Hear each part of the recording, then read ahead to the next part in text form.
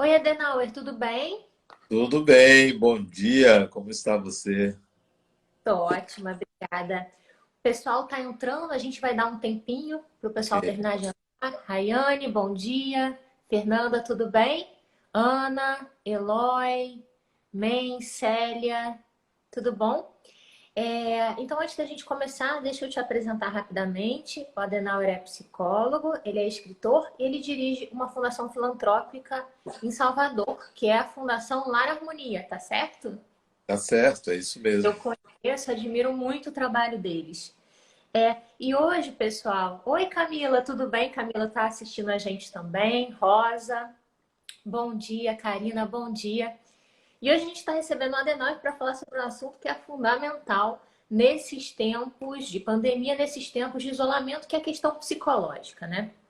Como que a gente responde psicologicamente a essa situação?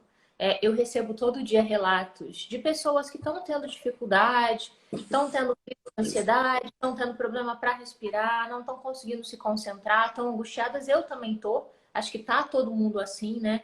É uma situação nova que a gente nunca viveu. Quem mora sozinho reclama de solidão, quem mora com alguém reclama de super convivência. Então, acho que tá difícil para todo mundo. Além da questão objetiva da gente ficar isolado, a gente também tem um ambiente de medo que a gente vive por conta da doença, por nós mesmos, pelos nossos familiares. Tem a questão econômica que também vem muito forte para muita gente, né? A gente teve aí algumas lives que, em que a gente teve uma audiência muito alta, que foram referentes às novidades trazidas pela medida provisória, pelas medidas provisórias recentes que permitiram diminuir o salário. Então, assim, a gente vive uma situação inesperada, uma situação que se colocou muito rapidamente nas nossas vidas e que afeta a gente em vários aspectos. Então, é um prazer receber você aqui hoje no Instituto New Law para falar para a gente um pouquinho sobre essas fases psíquicas do isolamento e como que a gente, né, pode tentar lidar com as dificuldades que a gente está vivendo, Adenauer. E aí eu queria começar te perguntando o seguinte: a gente sabe que o ser humano tem várias questões, né? A gente tem as nossas questões principais, morte, família, as dúvidas que a gente vive, essa comparação entre o eu como indivíduo e o eu dentro da coletividade. E como é que é a dinâmica dessa pandemia, como é que esse isolamento mexe com essas nossas questões mais primitivas? Exacerba, aflora? Como é que você está vendo essa situação? Veja bem, Isabela, a situação, que é uma situação mundial, não é algo local, Uhum, nem numa cultura só, nem num hemisfério, uhum, é algo diferente que a humanidade está enfrentando, tem sempre um impacto duplo. O impacto na consciência visível, né? E o impacto no inconsciente.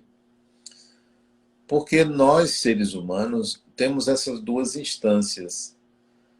A atitude consciente, ela revela nossas reações quanto ao inusitado, quanto ao evento, quanto à experiência. Mas não temos consciência do impacto que isso causa na dinâmica psíquica, naquilo que é inconsciente. O que é da consciência, a gente está dando conta, que é o isolamento, que uhum, é as medidas preventivas, as precauções, né? E o impacto também da consciência é o que nos obriga o isolamento, que é uma convivência mais intensa com o outro, novos modos de convivência, novos modos de relacionamento social. Bom, tudo isso são impactos da consciência. Mas o mais importante são os impactos do inconsciente, porque eles vão balizar a nossa atitude perante a vida, perante o destino, a continuidade da nossa personalidade. Portanto, algo desse porte impacta o nosso inconsciente. Quais são os impactos no inconsciente? Quando nós somos tomados por uma medida que provoca um isolamento, uma clausura, principalmente desse nível que ela é imposta que ela não é uma escolha, quando a gente é obrigado a uma clausura, a nossa mente, o inconsciente, tenta reagir a isso numa medida talvez tão proporcional à da consciência que mexe com toda a nossa personalidade. O que aflora do inconsciente para a consciência quando a gente é obrigado a ficar enclausurado? Primeiro, os nossos medos. Então, eles vêm à tona. Todo mundo pensa na morte, a contaminação, a morte, a perda. Tudo isso faz parte do nosso lado sombrio.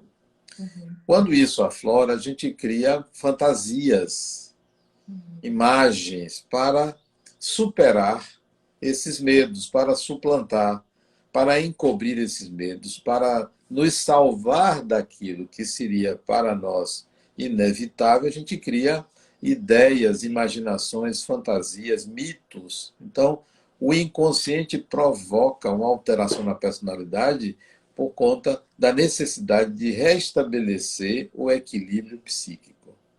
Então, uma nova personalidade surge. E aí é que vem a primeira fase psicológica desse processo, que é a negação. A gente tenta negar. A gente diz que não é nada, a gente pensa que nada está acontecendo, que isso vai passar logo. A gente acha semanas, fui eu no início, que eu falei, nossa, eu tô em casa, tá tão boa essa tá rotina tão de bom. casa, tô fazendo ginástica, tô fazendo minhas coisas, tô produzindo, que maravilha, a quarentena, fui eu no início. Parece que é umas férias. É. A gente busca simples ocupações para passar o tempo, o que é um equívoco. Isso é a primeira fase. Isso dura dias, às vezes semanas, e às vezes a pessoa fica na negação, achando num otimismo tão ruim quanto o pessimismo, de que está tudo bem. Porque pessimismo e otimismo se equivalem, né? Nenhum dos dois é profundo. Todos os dois são tentativas de negação da realidade. Então, esta é a primeira fase. Creio que a grande maioria já está sentindo que isso não passa rapidamente. E essa fase, a gente tem a tendência de não analisar o depois. A gente pensa que o depois volta à rotina. Não analisamos nessa fase que o depois é um desafio muito grande, muito grande. Você tem que pensar, bom, quais as consequências para a sociedade, para mim, no depois? Eu tenho que pensar agora e no depois. E nessa fase de negação, a gente não pensa no depois. Entende? Então, tudo isso afeta a nossa personalidade. Tudo isso passa a dirigir o nosso modo de enxergar a própria vida. Isto é, superficialmente. A negação é uma atitude mental superficial de quem não amadureceu com a experiência. E repito, a experiência é mundial, não foi para você que isso aconteceu. Não foi para a humanidade, para o humano. É para atingir o humano em você. E não apenas para que você mude de profissão, para que você encontre uma outra ocupação, é para você se perceber, se olhar como humano, como um humano dentro da humanidade, né? É você, enquanto indivíduo, vivendo no coletivo. Bom, passada essa primeira fase, que ela é extensa, que ela resiste muito tempo, a gente não quer admitir, não quer aceitar, começa a surgir dentro de nós, do medo a um tédio. Eu também já passei por essa fase. Vem um pessoal, tédio. só para a gente retomar para o pessoal. A primeira fase é a negação, onde a gente Negação. finge que nada está acontecendo, você está achando aquilo legal, poxa, eu vou ficar em casa. Acho que todo mundo passou por isso, né? Por esse momento bom, que a gente olha e fala, tá ok. E agora a Denal está falando que a gente chega numa segunda fase, que é a fase do tédio, que eu também estou vendo, eu já passei, estou vendo muita gente falando já sobre isso. Né? Ela se associa, Isabela, à irritação. É tédio com irritação. Uma irritabilidade. Porque o tempo está passando e a gente não tem alternativa para mudar. se sente impotente para mudar. As pequenas mudanças que fez de ocupação, de passatempo, não surtiram efeito porque eram distrações, não eram profundas. Então, o tédio vem associado a uma irritação. E isso tem que ser desaguado. A psique, a nossa mente, precisa desaguar essa irritação porque ela é um quanto de energia acumulada, porque é uma repressão da atitude, é uma repressão de sair da clausura. A gente não aceita. Então, nós precisamos drenar essa energia. E o cuidado nessa fase é que há uma tendência da gente querer culpar alguém, tá? Transferir isso para alguém, transferir isso, politizar isto, tá? Tentativas de normalizar isso, diluindo esta raiva em pessoas, em desprezo a objetos, desprezo a relacionamentos, deterioração de relacionamentos porque a gente não aceita o outro. Então, há uma fase onde uma guerra se estabelece entre o indivíduo e a realidade que ele enfrenta e sobretudo, a família, né? Porque a gente é obrigado agora a conviver mais.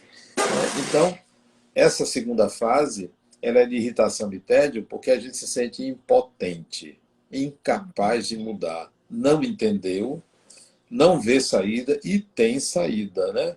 Eu vou apresentar, eu vou falar depois da saída. O pessoal está perguntando como é que eu dreno essa energia, para onde eu mando essa raiva, essa angústia, isso tudo que eu sinto. Tem alguma coisa que dê para fazer? Preliminarmente, é preciso gerar endorfinas, porque atinge o físico. O psíquico interfere no físico. Você mudou toda a sua rotina, você mudou toda a sua mobilidade, você está enclausurado. Então, há que gerar endorfinas, há que buscar exercícios para o corpo, para aliviar a mente. Como você não pode sair, né, existem restrições de mobilidade, ou você faz isso em casa, ou você procura um local isolado para fazer isso, onde não tenha contato com pessoas, né? Um playground, uma trilha que tenha perto da sua casa e que não haja risco algum. Você precisa se movimentar. Uma esteira até dentro de casa, assistir a um vídeo de exercício e você também fazer exercícios, você precisa disso. O corpo humano precisa porque ele está densamente carregado da energia que foi represada. Porque a gente precisa destilar a adrenalina que é gerada diariamente no nosso corpo pelas tensões. Então, preliminarmente, a saída, preliminarmente, porque não é solução para esta fase, é você se exercitar e é você entender que a clausura é um convite à busca de regras de convivência, o estabelecimento de regras de convivência. Isso aconteceu muito com os judeus durante a Segunda Guerra Mundial. Eles tinham uma dinâmica interna para evitar a deterioração das relações. Por isso que eles são muito unidos. Eles tinham uma dinâmica de relacionamento, aprenderam a se relacionar de uma forma melhor. Em geral, o europeu faz isso, porque o europeu viveu restrições de guerras, de disputas internas. Então, eles aprenderam a conviver. Por isso que há um sistema, um código de convivência muito salutar na Europa, muito mais do que entre nós, que nós somos muito invasivos, nós temos dificuldades de respeitar o espaço do outro. Então, é nesse momento, nessa segunda fase, que você deve começar a criar novos protocolos de relacionamento, né? Com as pessoas, com o pai, com a mãe, com o marido, com a mulher, com o filho, com a filha, com o enteado, com quem quer que seja que você conviva, é o momento de você criar regras de convivência, novas regras de convivência, suas para com o outro, porque senão você vai tender a descontar no outro, sem perceber, a projetar mais ainda, a cobrar, né? A querer que a pessoa se comporte dessa ou daquela forma como você se comporta, a ouvir que você não está seguindo bem, que você não está levando a sério o que está acontecendo. Então, as explosões de competições começa a ocorrer nessa segunda fase da irritação e do tédio. Então, faça Então, exercícios e crie novas regras de convivência. então, eu diria que o diálogo é muito importante nesse momento para aqueles que convivem, especialmente próximos de outras pessoas, na mesma casa, etc. É muito importante o diálogo para estabelecer essas novas regras. O diálogo e a qualidade do diálogo, porque não é só o diálogo. Se você for partir para um diálogo pensando que a situação é de normalidade, não. O outro também está armado, o outro também está com medo, o outro também estava na mesma fase de negação e agora está na fase de irritação. Então, o protocolo de relacionamento tem que ser outro. Não mais eu culpar o outro, querer que o outro tenha esta ou aquela conduta. Eu tenho que oferecer ao outro uma nova forma de diálogo, né? Então, é Adriana, criar. como é que faz quando essas pessoas estão em fases diferentes? Você já está lá entediado, irritadíssimo, e o outro ainda está negando, achando tudo lindo. Nossa, deve dar uma raiva. É preciso que a pessoa tenha bastante serenidade, que é o que eu Uhum. recomendo às pessoas com quem eu convivo, às pessoas com quem eu me relaciono até pela internet, hoje, Uhum. é serenidade. Serenidade não é negação. Serenidade é a atitude de quem compreende as fases do outro, compreende que a situação requer algo mais profundo e você se mantém em você, com você, para não projetar no outro. Então é serenidade. Tá? Em Entendi. fases diferentes, serenidade. Aí vem E o uma terceira fase. só antes da gente entrar na terceira fase, o Gustavo está perguntando aqui. Esse é um momento de aproximação com os nossos aspectos mais sombrios? Acho que é, né? Os aspectos sombrios surgem durante a primeira fase, eles já aparecem, na segunda fase eles estouram. Né? Então, o lado sombrio da personalidade ele vai aparecer. E é bom que apareça. Não reprima eles. Você precisa educar, conhecê-los e educar. Sim, muita coisa sombria vem à tona quando a vida é ameaçada. E a vida está sendo ameaçada. Não É. necessariamente a vida do corpo. É a vida em geral está sendo ameaçada.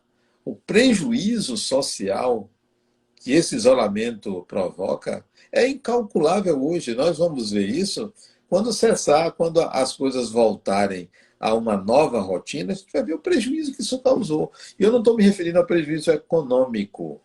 Né? Eu estou me referindo a um prejuízo daquilo que era considerado normalidade. Desaparece, você tem outro modo de entender, de se relacionar com as pessoas, de lidar com dinheiro, de lidar com bens, com perdas. Tudo vai mudar, porque tudo está mudando, tudo tem que mudar. Né? E eu não vejo, Isabela, que isso que está acontecendo é um castigo. Tem muita gente que vê isso como um castigo divino, porque é uma intervenção global. Não, isso é a natureza. Nós somos um organismo, a Terra é um organismo. Isso é a natureza na sua dinâmica. Essas pandemias sempre aconteceram e a gente, não na magnitude que está, mas pandemias sempre aconteceram e a gente não se deu conta porque o organismo foi reagindo. A Terra é Aham. um organismo vivo e nós estamos reagindo a esse organismo vivo, né? Uhum. Criando anticorpos para esse organismo vivo. Né? Bom, Perfeito. então a terceira fase, a Retomando terceira fase a ação, a gente falou tédio e irritação, e agora a gente vai para é a de terceira. irritação. Agora vem a terceira fase, que é a fase do silêncio. A fase do silêncio. Como você já viveu o que tinha que viver, já negou, já entendeu que você é impotente, já jogou toda a sua adrenalina nos outros, já jogou para fora, já teve um monte de mecanismos de defesa para as situações. Agora, como você entrou no estado de maior reflexão, porque se demora, nós já estamos com informações de que isso vai avançar para maio, para junho, isso se demora, então você entra num silêncio, que é a terceira fase. Entra numa espécie de depressão branda. Aham. Né, tá? E é nessa fase, ela é a fase mais difícil, que você pode desenvolver paranoias. Paranoias. Não O que psicose, é paranoia. paranoia? Conta pra gente. Paranoias.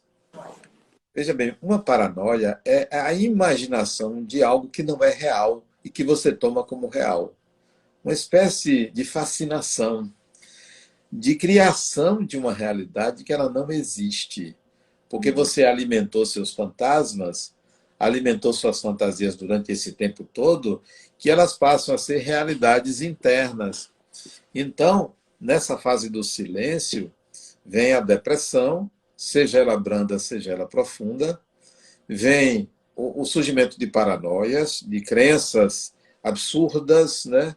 Crenças de que você contraiu a doença, crenças de que você já não presta para mais nada, você já não entende mais a realidade, crença de que fulano conspirou contra você, crenças em forças malignas, crenças em influências mágicas e todo tipo de fascinação pode acontecer nessa fase. É uma fase perigosa e que a única saída para esta fase é você trocar suas impressões. O que sente?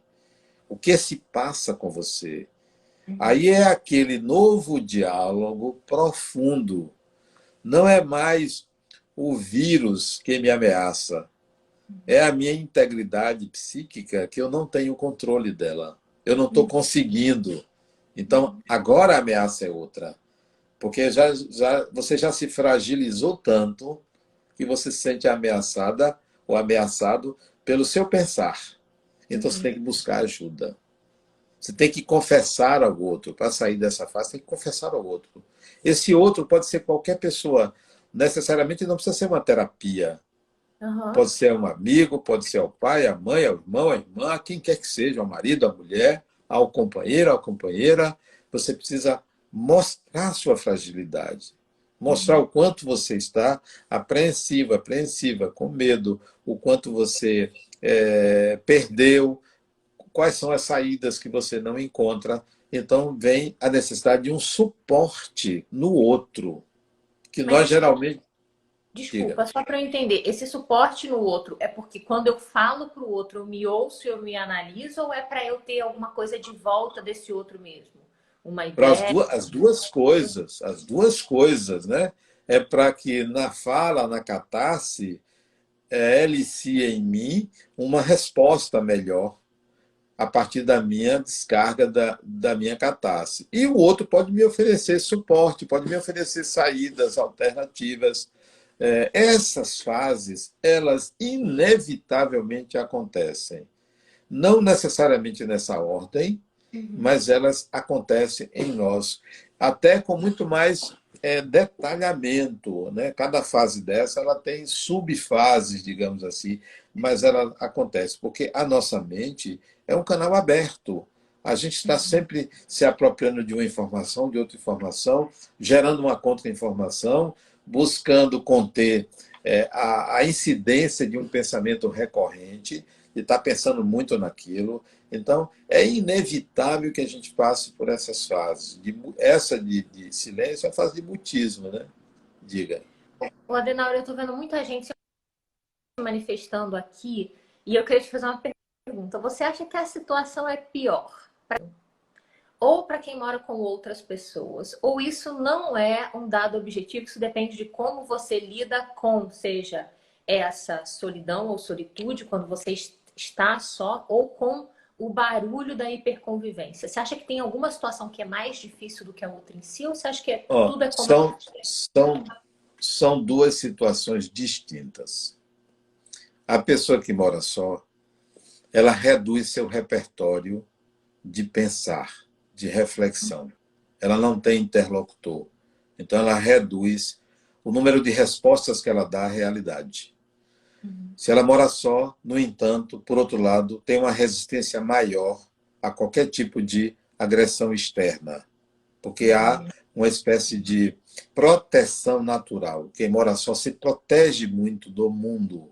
Então, de um lado, há um menor repertório de resposta, do outro lado, há uma maior proteção. Pessoa que convive com outras pessoas, que não mora só, está mais aberta, tem um repertório maior de reações, de respostas à realidade, mas está muito mais vulnerável a elas. Se você me perguntasse o que é que eu preferiria, é claro que eu preferiria conviver mais com as pessoas. E eu acho que quem mora só deveria pensar assim, mas nem sempre a pessoa pode resolver isso facilmente, né? Se mora só, tem várias razões para morar só. Mas é o momento de ampliar os laços de relacionamento. É quem mora só. Então, eu vejo com maior complexidade para quem mora só a situação. Amplie.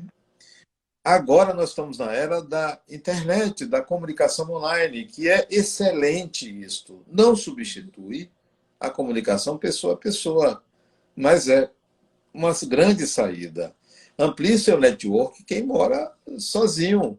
Entre em contato com antigos colegas, amigos, pessoas que fizeram faculdade com você, que fizeram a infância com você, se relacione com seu vizinho, com sua vizinha, entre num grupo de ajuda mútua. Então, quem mora só precisa muito mais do que quem mora com outras pessoas. E uma coisa que eu percebi nesse tempo de quarentena, nessa semana de quarentena, é que a gente sai um pouco daquela dinâmica de dia a dia em que você convive com algumas pessoas porque elas estão na sua rotina. E como agora está todo mundo à mesma distância, eu tô retomando, estou conseguindo conversar com muito mais frequência, por exemplo, com amigas de infância que moram longe. Então, também é uma hora da gente parar e entender quem da nossa vida faz sentido estar nela, não por uma questão de facilidade ou porque a pessoa está na sua rotina, mas quem eu quero que esteja. Né? Quais Sim. são as relações significativas que eu quero trazer e que eu quero alimentar para a minha vida, né? Ó, tem um termômetro que você pode utilizar para medir em que situação você se encontra. Tem mais ou menos 30 dias que nós estamos em clausura, em isolamento social. Mais ou menos 30 dias. Uns mais, outros menos. Se nesse período você tem muito mais tempo do que antes, isso é um termômetro que é um indicador negativo. Você está com muito tempo sobrando. Tem alguma coisa que você não está percebendo. Uhum. Se nesse tempo todo, agora, você está sem tempo, também é um outro indicador negativo. Você está nas duas polaridades. Ou você está sem tempo, ou você está com muito tempo. É preciso que agora você aprenda a administrar a qualidade do seu tempo. Aí sim, você estaria mais ou menos isenta de passar por uma fase de silêncio, de depressão ou de isolamento total. Então, veja como está seu tempo. Eu estou falando mais para quem mora só. Uhum. Para quem mora com outras pessoas, também avalie da mesma maneira como é que está seu tempo. O que, que você faz nesse tempo? Cuidado para não ser um passatempo. Eu costumo dizer a meus pacientes que pense que isso vai demorar 20 anos. Claro que não vai demorar 20 anos, é só um exercício. Pense, como seria a sua vida? Reinvente-se. Porque se você não se reinventar, você vai achar que essa pandemia do Covid-19 foi só uma coisa que aconteceu e já se resolveu. Não, a gente tem que se reinventar. É algo novo, é algo diferente. Não é uma coisa para o organismo, é uma coisa para a nossa mente, para a nossa vida. Tem que existir um novo sentido para a vida. Então, essa fase de silêncio, de depressão e de criação de paranoias é uma fase que você deveria aproveitar para rever toda a sua existência, toda a sua vida, todo o seu modo de ser, em todas as dimensões dela. Tá? Com Bom, certeza. tem a quarta. E o Ju tá pedindo aqui, um instantinho, o Ju tá pedindo pra gente gravar lá, vai ficar gravada. E a Adenauer, né, ainda, eu queria voltar num ponto das pessoas que estão repensando a vida. Acho que esse também é um momento para as pessoas repensarem até a divisão de trabalho doméstico, né?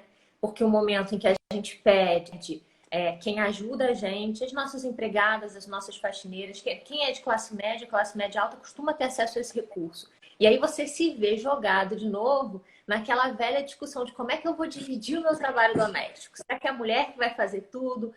A mulher e o homem vão se dividir, as crianças vão entrar nessa rotina também. Acho que também é um momento da gente olhar para a dinâmica das relações de quem convive com o outro, pensar essa divisão de tarefas também. Pode ser um momento muito transformador para algumas pessoas que ponham esse tipo de... Concordo com você. Mais do que divisão de tarefas, é hora de rever posições de poder dentro do grupo familiar, sabe?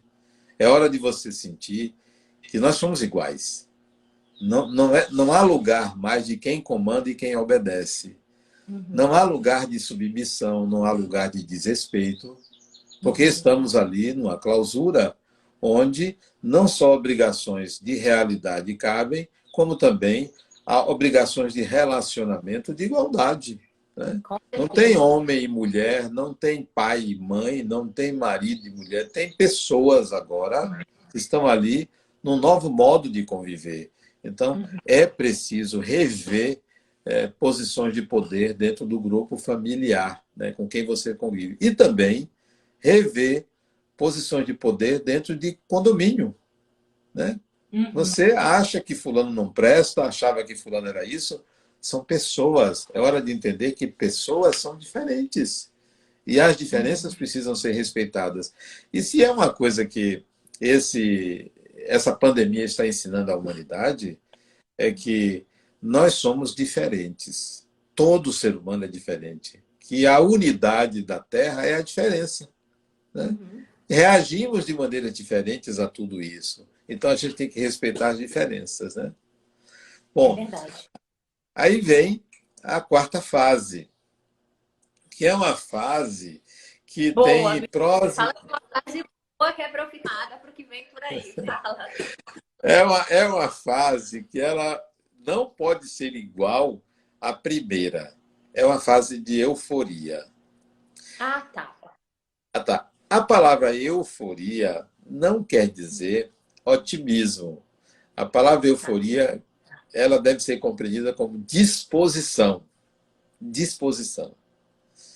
Se você chega a essa quarta fase de disposição, disposição para viver, é porque você encontrou um novo modo de viver. É preciso encontrar um novo modo de viver. Como é que você encontra nessa quarta fase um novo modo de viver? Você tem que criar um projeto novo na sua vida. Algo novo, algo que perdure. Desenterre um projeto antigo e traga ele à tona. Crie algo novo que tenha sentido para você. Não pense que você criar algo novo que tenha sentido para os outros é suficiente. É muito bonito você ter ações de ajuda ao próximo nesse momento. Mas isso tem que ter um sentido para você. Com certeza. Porque a ajuda que você faz para o outro é bom para o outro e só é bom para você se tiver um sentido e um significado na sua vida. Que seja algo criado para sempre, não para passar o tempo, porque isso foi da primeira fase. Então, nessa quarta fase de euforia, disposição, quer dizer que você encontrou um sentido e um significado de fazer algo na vida. A vida tem um sentido, ninguém está aqui a passeio, nós não estamos passeando, né? Nós estamos aprendendo a viver e essa situação nos ensina muito se a gente vê com alguém nos ensinando, é algo novo. Então, crie um projeto novo na sua vida para você alcançar essa quarta fase da disposição de viver. Crie um projeto novo, qualquer que seja, mas não pode ser um projeto que dure só enquanto passar a pandemia. Porque isso é a primeira fase. Você cria um passatempo. Não, eu vou agora lavar prato. Por exemplo, eu estou lavando prato em casa. Eu nunca fiz isso. E estou até gostando. Estou adquirindo até um toque de lavar prato, porque eu não posso ver um prato sujo que eu estou lavando. Mas isso é passatempo. Não vai ser sempre assim. Eu tenho que criar algo novo. Alguma coisa que me dê disposição para viver e me traga um significado. Segundo, dentro dessa fase, você tem que se reinventar. Né? Você tem que ser outro ser humano. Você tem que acordar e dizer: peraí, está tudo diferente dentro de mim. Eu agora sou uma pessoa diferente. Eu agora estou me vendo como uma pessoa diferente. Eu não posso me ver como me via antes. Então eu tenho que me reinventar. Isabela não pode ser a mesma Isabela. Adenauer não pode ser o mesmo Adenauer. Maria não pode ser a mesma Maria. Algo mexeu dentro da gente. Então, essa quarta fase, você passa a constatar que você é outra pessoa, que você olha para você lá atrás e diz assim: poxa, como eu era diferente. Eu não tinha as percepções que estou tendo, eu não tinha a visão que eu estou tendo de vida, então você tem que se reinventar. Tem que ser outra pessoa, tem que ter algo novo na sua personalidade, na sua relação com dinheiro, na sua relação com poder, na sua relação com as pessoas, na sua relação com coisas, nos seus relacionamentos amorosos, na sua relação com as imagens parentais, isto é, pai, mãe e tudo que forjou o seu caráter. Então tem que ser algo novo. É preciso mexer em todas as instâncias da sua vida. E é preciso que você amplie sua consciência. O que é ampliar a consciência? A gente pensa que ampliar a consciência é carregá-las de mais informações. Ou a gente pensa que ampliar a consciência é ser uma pessoa espiritualizada, religiosa. E muita gente na primeira fase recorre à religião. Muita gente na segunda fase recorre à religião. Muita gente na terceira fase, para conter as paranoias, recorre à religião. Na terceira fase, não. Você tem que recorrer a você. Agora é você. Agora é você. Você tem que recorrer a você e não a uma religião. A sua religiosidade agora tem que ser colocada em prática. Então, ampliar a consciência é você ser capaz de olhar para o mundo, olhar para a pandemia, olhar para a realidade e dizer: eu tenho que ser a solução do meu próprio conflito. Eu tenho que encontrar em mim meios de viver que eu não recorra mais a soluções mágicas. Essa é a quarta fase, onde você amadurece com a experiência, onde você aprende com a experiência, onde você encontra um meio em você de viver e conviver sem estar recorrendo a soluções instantâneas, mágicas e que seja fora de você. Você tem que entender, nessa quarta fase, que você é o seu conflito e você é a sua solução. Você é o seu problema, você é a sua solução. O Covid-19, como eu coloquei, veio para a humanidade. Cabe a você agora aproveitar o seu lado humano e mexer com ele. Quando eu deixo de ser humano em minhas atitudes? Quando o humano dá lugar à máquina, dá lugar à pedra? É hora de você rever sua afetividade, é hora de rever a forma como você valoriza as pessoas, né? Qual é o critério que você utiliza para qualificar uma pessoa? São títulos? É a forma de vestir? É onde mora? Como é que você enxerga o humano? Então, é hora de você ampliar sua consciência para trazer novos horizontes de percepção e não apenas rotular a pessoa, a realidade de uma maneira só. Porque se você usa um óculos que a lente é amarela, tudo será amarelo. Se você usa um óculos que a lente é vermelha, tudo é vermelho. Agora, seu óculos tem que ter um arco-íris, onde você pode ver todas as cores. Tem que ter um prisma que você veja de todas as cores, e não apenas de uma maneira única. Ampliar a consciência é ampliar as percepções, o modo de perceber a realidade. As pessoas falam muito na espiritualização.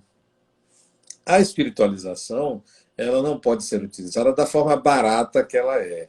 Assim, você precisa isso aí é para você se espiritualizar mais, para você valorizar mais as coisas simples. Serve para tudo isso.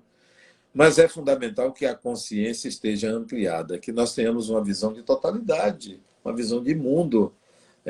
Nós não somos chineses, nós não somos alemães, nós não somos americanos, nós não somos brasileiros, nós somos seres humanos, né? Nós somos seres dentro de uma experiência comum, porque já não é mais uma aldeia global. O termo aldeia global foi cunhado por, acho que um filósofo, McLuhan, lá na década de 70. Hoje, eu acho que ele diria assim: nós não somos uma aldeia global, nós somos uma família global. Porque a maior valorização agora é da convivência em família. Então, nós somos uma família global. Uma família são membros que têm uma afinidade e que têm propósitos comuns. Então, é hora de você ampliar sua consciência para enxergar tudo, todo mundo dentro da família da qual você faz parte. Então, é importante essa percepção nessa quarta fase. Bom, a saída, então, para todas as fases, se você está ainda na primeira, a saída é projeto novo, reinventar-se. Além disso, você ampliar a sua consciência, porque a ampliação da consciência lhe fará compreender melhor todas as situações. Neste período, as relações interpessoais, elas se distanciam, né? A gente não tem como conviver.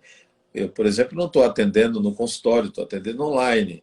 A maquiadora não está trabalhando, a pessoa que pinta o cabelo não está trabalhando, o dentista não está trabalhando, as pessoas estão afastadas umas das outras, os contatos se reduzem muito.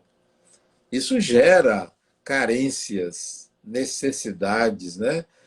Gera tensões internas.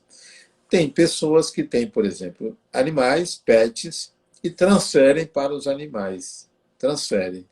Isso é uma saída. Mas se você não tem pet, você vai fazer o quê? Você tem que transferir isso para alguém. O que eu aconselho a você? Recupere antigos afetos que você deixou de lado.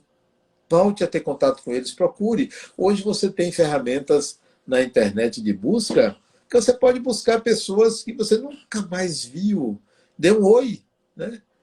Pegue a sua afetividade que está reprimida e transfira pela internet. Pela internet. Não é a mesma coisa, né, que você contactar com a pessoa. Faça isso. Provavelmente você vai ter de retorno muito mais do que você está dando.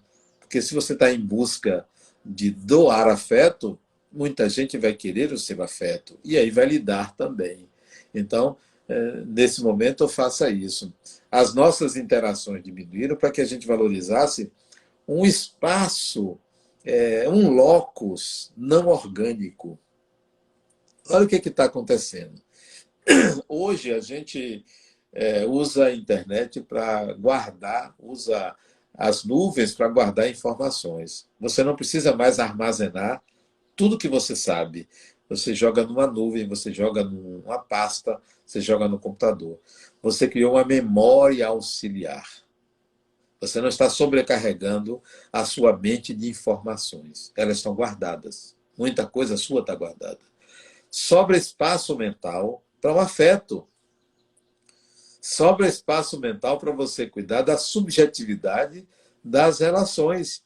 E não apenas para você cuidar de encher a sua mente de informações. Está na hora de você, então, agora pensar diferente. Eu tenho que criar afetos mais do que obter conhecimento. O conhecimento eu armazeno, quando eu precisar, vou lá e tiro. Mas o afeto, eu não posso colocar o afeto na internet, numa nuvem, eu vou ter que me relacionar diretamente com as pessoas pela internet. Então, crie laços afetivos além daqueles que você mantinha pessoalmente. Podem surgir, e eu creio que vão surgir, demandas muito grandes depois disso aí. As pessoas vão ficar um pouco perdidas se não fizerem, se não tiverem essa saída. Se não se reinventarem, se não ampliar a consciência, se não criar projetos novos. Elas vão ficar perdidas. Provavelmente vão surgir pessoas para oferecer serviços. Que tal você começar a se capacitar para isso? Para ser alguém que vai estar numa segunda parte desse processo, trabalhando no acolhimento a pessoas, né? Como se fossem novos terapeutas, né? Isso é importante. É uma oportunidade de negócio, de trabalho, né? Pense no mundo em que as pessoas estão perdidas. Não tem uma saída porque os horizontes são muito limitados. Ampliando a consciência, mas nem todo mundo vai conseguir isso.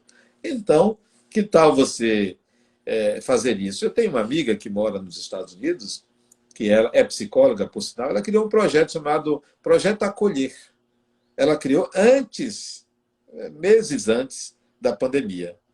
Agora ela está se vendo com uma demanda enorme de pessoas procurando o projeto Acolher. Então, que tal você começar a pensar, peraí, eu também posso, eu também quero, eu também posso dar sentido à minha vida sem eu acolher, porque também muita gente vai se desesperar, vai se desorientar, né? É importante que tenha quem possa acolher. Nem sempre a pessoa tem saída, nem todo mundo tem, digamos, a sua condição de resolver isso psiquicamente. Então, acolha pessoas, né? Amplie. Mas há ganhos no isolamento autoimposto. Por incrível que pareça, tem ganhos. Quais são os ganhos desse isolamento? O que é que a gente ganha? O que é que você ganha? Você ganha um espelho. Um espelho que você só utilizava para se maquiar, para se pentear, para se embelezar. Você ganha um espelho, porque agora, você convivendo muito, você vai ser notado, notada, vai ser visto, vai se avaliar melhor, vai se perceber. Então você ganhou um espelho. Olha o ganho do isolamento, um espelho. Você agora não vai ficar só diante do espelho olhando se você tem ruga ou se você não tem ruga. Você vai se olhar no espelho e dizer assim, quem sou eu mesmo? Por causa do espelhamento da convivência. Então, primeiro ganho, espelhamento na convivência. Segundo ganho do isolamento, né? O silêncio. Você fala menos, você ouve mais. Então, é um ganho do isolamento, o silêncio interior. Você começa a entender mais as coisas, então tem um ganho. O terceiro ganho é a valorização do ser humano. Você passa a valorizar mais as pessoas, né? A se valorizar, a se cuidar. Então, tem ganhos. A sociedade vai ganhar porque a vida humana vai ter muito mais valor. Os investimentos na área de saúde serão maiores. Não iremos gastar tanto dinheiro com bobagens como se gasta aí, né? Então, há ganhos nesse isolamento. Ele não é de todo prejudicial. Nós estamos vivendo uma fase de alterações significativas no mundo. Setores vão desaparecer. Vários setores que eram altamente lucrativos vão desaparecer. As rotinas serão outras. Eu estava assistindo hoje uma informação na internet que um dos donos do Twitter ele doou US$ 1 bilhão para pesquisas na área de saúde, na área do coronavírus. US$ 1 bilhão ele doou. Ele é dono de uma outra empresa na área de finanças e ele doou, botou no Twitter dele. Fantástico isso. Veja o ganho que isso provocou, o ganho de investimentos na área da saúde, né, que estava sendo negligenciado. As pessoas não estavam cuidando da saúde, estavam se entorpecendo demais. Outra coisa que a gente ganhou, houve uma redução da violência, uma redução do consumo de drogas, porque essa movimentação ela diminui, né? Tráfico de armas. Então, há um ganho também social disso tudo. E eu espero que isso se perdure, né? Acho muito mais importante a gente entender que, além do ganho social, há um ganho pessoal. E se você quer ganhar nessa pandemia, nessa fase aí, que eu não sei se duram 2, 3, 4, 5 meses, se você quer ganhar, você tem que apostar em encontrar o sentido e o significado da sua vida. É uma chance. Você viveu tantos anos e não encontrou, essa fase é a fase mais propícia para você encontrar um sentido e significado da vida. Ela está dentro de você, claro, não está no que você faz, mas ela está no que você sente e pensa. Por isso que é importante você aproveitar. Se você ganhou, você conseguiu isso melhor. É, há pessoas que, eu até li na internet, que acham que nesse período há um aumento do consumo de remédios. Tem gente que está consumindo muito remédio nessa fase de pandemia. Há pessoas que estão consumindo mais álcool nessa fase. Isso é a tentativa de entorpecer os sentidos. É a negação, é a fase de negação. Quem está usando mais remédio, remédio para dormir, remédio para conter a angústia, remédio para isso, para aquilo, remédio desnecessário que não tomava antes e que não é prescrito por uma autoridade médica, ou que é apenas para conter algo psicológico, está tentando negar uma realidade. Como também quem está usando álcool ou drogas nessa fase está ainda tentando negar a realidade, está dentro daquela primeira fase. Mas eu creio que isso tem um limite. A sociedade não vai conseguir conter o inconsciente por remédios. Vai sair de outra forma. Se você tem uma depressão e toma um remédio para a depressão, ela vai sair de outra maneira, porque uma depressão não é um problema químico, não é só uma deficiência de captação de serotonina. Se ela vem de um problema psicológico, de uma realidade de confronto com a sociedade, com alguém, não é uma pílula que vai resolver. Você vai mascarar e ela vai aparecer de novo. Não adianta negar um problema psicológico, ele não é físico. E aí a gente começa a entender que há uma diferença entre cérebro e mente. Cérebro é uma coisa, mente é outra. Eles estão imbricados, mas um não gera o outro. São instâncias diferentes, têm funções diferentes. Então não adianta você querer resolver uma dessas fases tomando a medicação, porque você vai atender ao cérebro, mas não vai atender à mente. A mente não se resolve com remédios. A mente se resolve com mudança de protocolos, de modos de pensar, mudanças de caráter, mudanças de paradigmas, mudanças de valores, né? Integração de habilidades. Então, são outras mudanças que você tem que fazer e não simplesmente tomar uma medicação. O coronavírus, o Covid-19, ele veio para nos convidar. Não é Covid, veio para nos convidar. É como se o vírus estivesse dizendo assim a você: eu lhe convido para você se tornar humano. Porque tem muita gente querendo se espiritualizar sem se humanizar. Para se tornar humano,